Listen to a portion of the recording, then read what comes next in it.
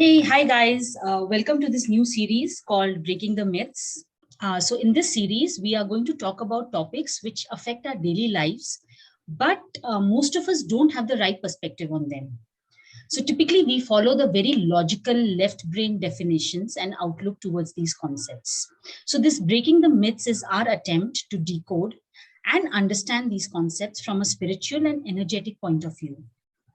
Today, we are going to be talking about and decoding the myths around money and how, in our physical understanding, we look and interact with it in a very, very limited way. I would believe that the biggest myth that we will break today is how money is not an external object, but an energy form which needs to be imbibed and internalized within us and basically to be made friends with.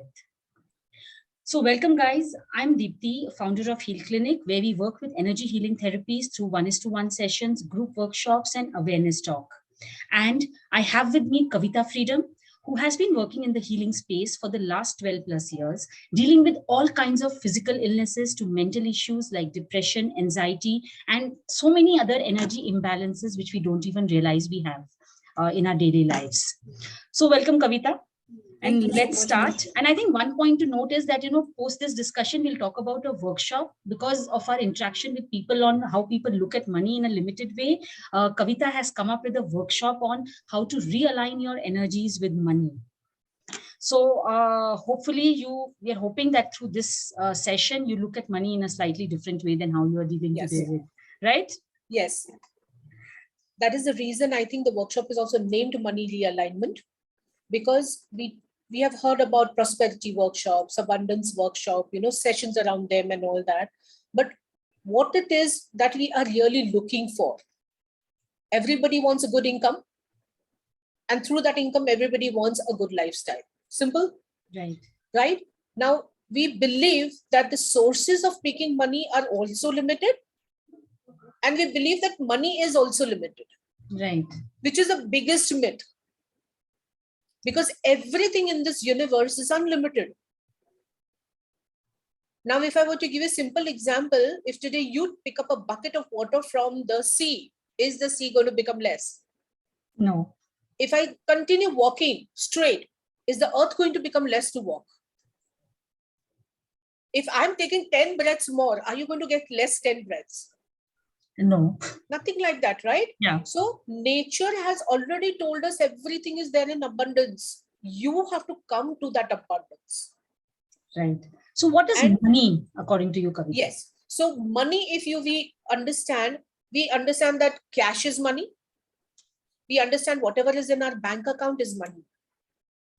But we also need to see that your savings is also your money. Now, when I say savings, it can be your PPF. It can be your stocks. It can be any form of equity or whatever you have, your bonds or whatever. And also your assets like property, jewelry, all that is also money. But it is so interesting when you ask somebody, how much do you make? They will tell you what they make in a month. True. Why? Because savings is not considered as an income. It is kept for the rainy day. What we have learned from generations that you must save for the rainy day. It is like that crockery we keep in a unit, like we use exactly till the guests don't come out and we'll die, yes. But the crockery will remain there. Yes. And maybe the next generation who comes after you will not even like that crockery and just pick it up and give it away. Yeah. Which is the worst, right? So again, whenever we are talking of something like I'm saving for a rainy day, we need to see what is the emotion behind that. Most of the time, it is fear. Right. Right? Now, when you're saving money with the energy of fear, what do you think is going to happen? Suddenly, some kharcha will come and that money gets used. Right. And then your belief becomes even more stronger. See, thank God I had saved it for the rainy day. Now here also, when money is concerned, your emotions play a very, very important part. And that is what I teach in the workshop. That when you are making money, what is your emotion behind it? When you're saving money, what is the emotion behind it? When you're spending money, what is the emotion behind it? And it is amazing to see the beliefs that will crop out of them. It's very interesting because I don't think anybody ever looks at emotions, beliefs linked to money. Yes, and yet it is there. Why? Because everything starts with a thought. That thought is going to pick up the energy of emotion. Yeah. And then that emotion is going to come into your reality. So if your thoughts are not correct, then your emotions are not going to be correct. Right. And then your reality is all messed up. How many times have you heard people say, I am so unlucky. That person in 5 years has reached from where to where. मैं तो इतनी मेहनत करता हूँ, मैं कहीं नहीं पहुंचा. Where do you think is all this coming from? Our childhood beliefs and experiences as we are growing up. And then finally that becomes your reality. So we also pick up energies, or let's say we pick up emotions and beliefs from ancestral or lineage. 100% we pick up from our parents. We pick it up from an ancestral lineage. And karmic issues play a huge part with money. Now, when I say karma means what? How are you earning money? How are you spending money? How are you giving money? All that matters.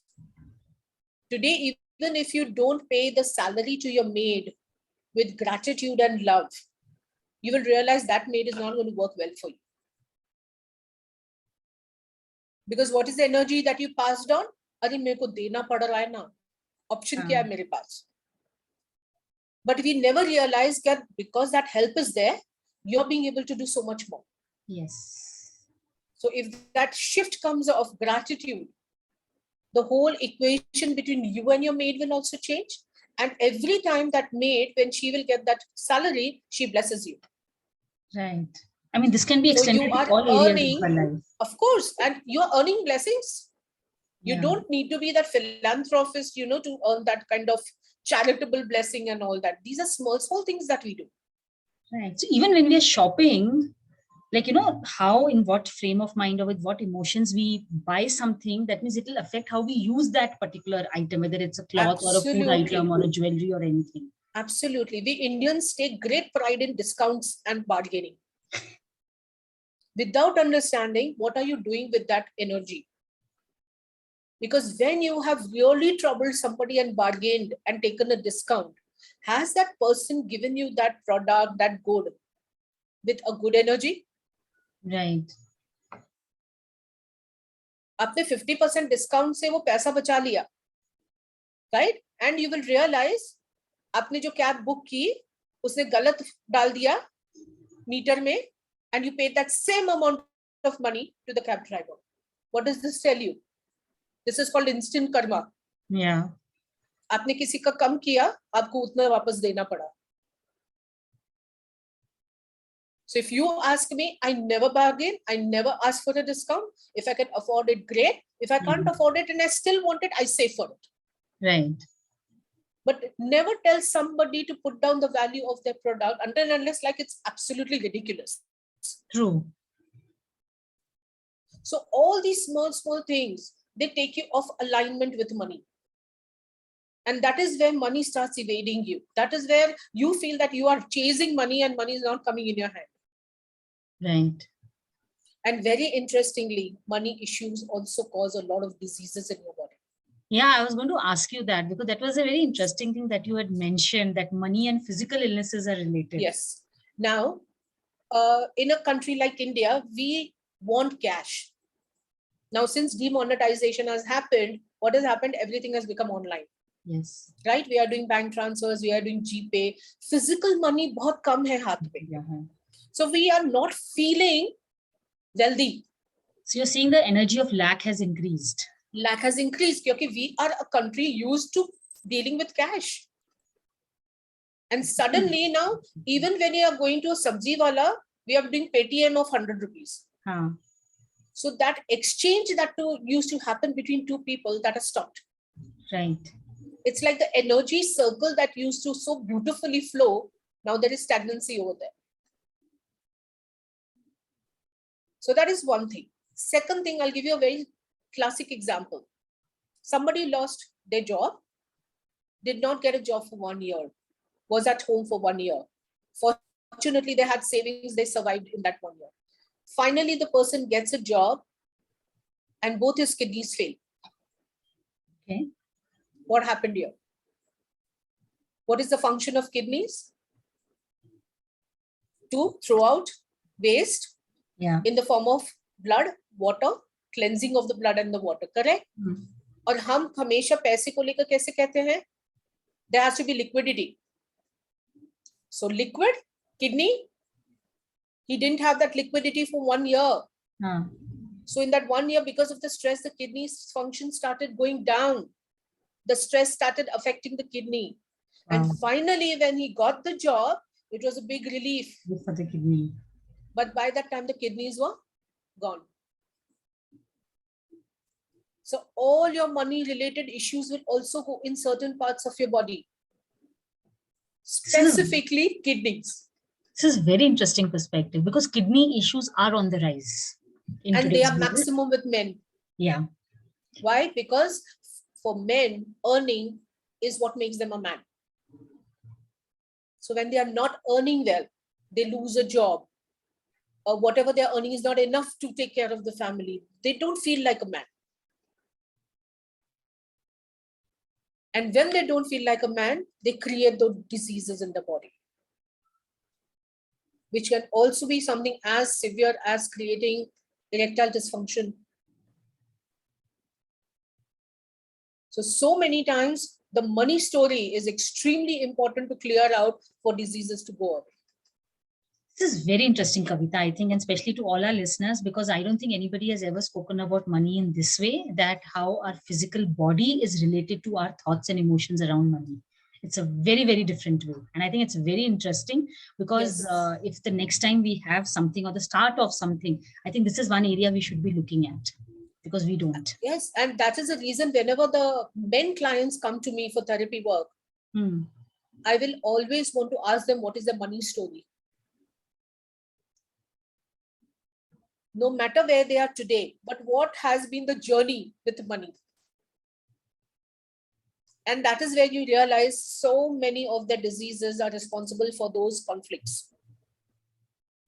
I think the catchphrase for today for me is money story. So I think one thing that I would really like all our listeners to do is, after you listen to this whole Breaking the Myth series, sit down with a paper and pen and write down what is your money story.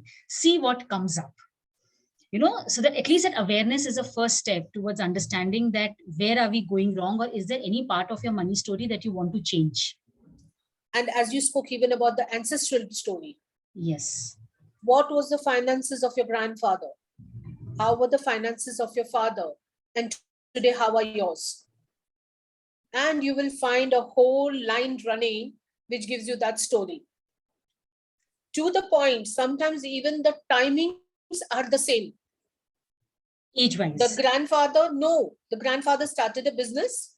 It did very well for 10 years. And then there was a huge loss, lost everything. Father, the same story. Started a business, did very well for 10 years. Something happened, loss. So now the son is in that fear. Do I get into the business or not? Right. And that is where healing of that ancestral lineage is so important to see why this is repeating, why did that happen, and how do we heal it? So that this child who now wants to do the business is free of that story. I'm sure a lot of stories will come up if we sit and think about it, like our money story in our lifetime, and as Kavita mentioned, money story in your previous generation's lifestyle. That what was the money story in there, and if there are any similarities or any patterns, and you will realize that there is so much that is causing what is happening now in your life, which you hadn't thought about before. Because money is supposed to come very easily to people because it's an energy. Yeah. So where did this energy get out of equation? Where did this energy go offline? अब अच्छे से सीधे सीधे चल रहे थे. Then what happened suddenly for you to take that detour? So if we can find all that, the whole money story will change for you. Yeah, I think one thing I would like to ask you, which I feel in a lot of people, like a lot of people look at money only as an inflow and not as an outflow. And in my mind, that creates an imbalance. I think anything which doesn't complete the energy exchange will create an imbalance. आप सिर्फ लेते ही जाओगे और दोगे नहीं, then also there is a imbalance. आप सिर्फ देते जाओगे और लोगे नहीं, even then that is going to be an imbalance. Yeah. And since you're talking about imbalance, I also teach how to balance the yin and the yang energy. Because the alignment of the male energy and the female energy within you influences your money. A little bit about how does that happen? Okay, I'll give you an example. Let's say husband and wife. Okay, for some reason, the man loses his job. Now the female has to start working. Ghar to chalana hai, you have to take care of your expenses. Yeah. So whatever work and whoever is being able to do is doing it. And out of that, the female gets work. And she starts doing work, she starts earning. Her energy shifts from being a nurturer to a provider. Right. So she starts moving towards the male energy. Now the man who's there at home is anyways not feeling like a man because he's not earning. So instead of a man and a woman living at home, now there are two males living at home. Will it affect the relationship or not? Definitely. Until unless you are in a gay relationship. But even there is a male energy and a female energy. Right? So now here, even though money will start coming, relationship will start getting spoiled. Interesting. So this balancing is so important so that even if she has to, for whatever reason, go out and work, she doesn't lose her feminine energy. And this concept is again very old. Shiv ke bina Shakti nahi hai aur Shakti ke bina Shiv nahi hai. तो बहुत कम लोग ये चीज समझते हैं कि शिव शक्ति एक ही है. Exactly, that they both are together without, even if one is not there, even in a little element, the other's imbalance is very obvious. So even this energetic imbalance is healed in that workshop. Interesting. So tell me, I mean, before we end this, because these are supposed to be short series, one last thing, like in the beginning, I said that it is important for us to become friends with money. So I think a lot of people will have a question here that how do you become friends with money? So I'm going to give you the secret that I teach in the workshop. The more you love yourself, the more money you make. You know why I find that very interesting? Because just today morning, I have published a blog on self-love. Exactly. Because what we believe that only when I will do things for others, I will get love, I will get respect, I will get value, whatever, right? But when you don't give that same thing to yourself, you are not a happy person. Yeah. And when you are not happy, you're vibrating at such a low frequency. How do you think you're going to attract money? Money, एक आप imagine करो ना, अगर हम पैसे को लक्ष्मी माँ कहते हैं, will Lakshmi come to a place जहाँ पे कुड़कुड़ हो रही है, where there is no peace, everybody is unhappy, or will money come to that person who's vibrating at a high frequency, happy, radiant, positive? Where will she go? Yeah, मतलब just in Diwali अपना दिए जला के घर का दरवाजा खोलने से कुछ नहीं होता है. You have to raise the vibration of yours and your house. And this is a everyday thing that needs to be done. Because see, life is going to throw challenges at you. How grounded and centered can you be remained at that time? And what energy you throw out at that time, that's going to decide. True. This makes so much sense, and thank you so much, Kavita, because I think this gives a very different perspective. And to everybody there, if you have liked and if you have seen something that has helped you change your perspective in your thinking of what money is, please do share, like, and subscribe so that more people have this understanding. And honestly, we would love to hear your comments and experiences on this, especially when you do your money story activity. And for all those who want to delve into it deeper, do connect with us to kind of do the workshop, because that will really help. It's an intensive workshop over 2 weekends. So we are looking at around 12 to 13 hours of work, which is from 2 to 5:30 to Saturday, Sundays. Yeah, and it's going to be more experiential than theory. So there's going to be very less of theory, and it's going to be you will be realigning your energy with every single thing that is there in your life. So, and knowing Kavita the way I do, believe me, she's going to make you laugh. She's going to make you cry. She's going to make you experience emotions, which you wouldn't have thought about that it's there in your you're carrying that emotions. So if you are free on those 2 weekends, please do attend this, because you will see how it shifts and how things change in your life, not just in terms of abundance and money coming in, but in your relationships, in your physical health, in the way you react to things, and overall your life moves a notch above than where you're living today. We can end our today's conversation with one line. Look at money as a way of keeping you happy. Don't look at it only as pleasure. Don't look at it, that I can buy this and that from it. Does your money give you happiness? That's a question I'm going to leave everybody with. So you have 2 activities after today's session. One is money story, and one is, does your money give you happiness? Yes. Thank you so much for listening to us. See you next.